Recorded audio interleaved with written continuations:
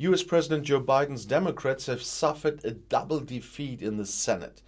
They failed with their plan to reform the electoral law because of a regulation that was more than 100 years old.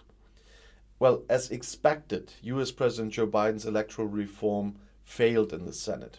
On Wednesday, not enough senators voted in favor of the process that would have allowed the ruling Democrats to get the bill through Congress without Republican votes. Biden's predecessor Donald Trump's Republicans used their blocking minority to block the electoral reform. Biden then wrote on Twitter that he was deeply disappointed that the Senate has failed to stand up for our democracy. But he will not let himself be discouraged. At his previous press conference, Biden had already said that he had not exhausted all possibilities. Whatever that means, we will see in the future. The right to vote has caused bitter controversy in the United States since Trump was voted out of office in November 2020. Last year, Republicans passed electoral law changes in 19 states they govern.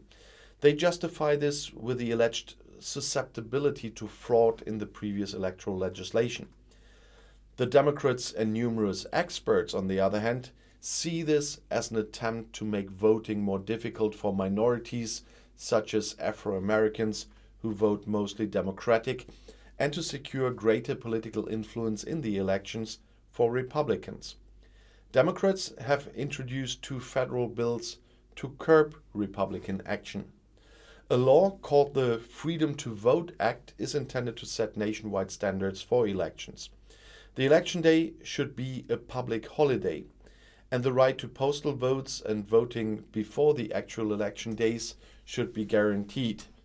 Both of that is, by the way, the way we do it in Germany. Germany is always free because it's a Sunday.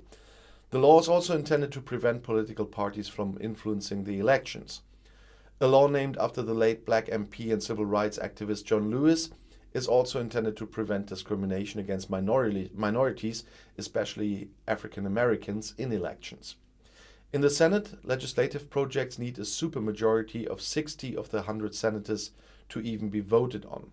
This means that the opposition can block texts with a blocking minority of 41 votes. This is known as a filibuster. Biden recently publicly considered lifting the filibuster rule to break the deadlock on his reform. The 50 votes of the Democrats in the Senate, together with a vote of Vice President Kamala Harris, would have been enough for this. However, Democratic Senators Kyrsten Sinema and Joe Manchin did not participate. And I'll see you in my next video. Bis gleich.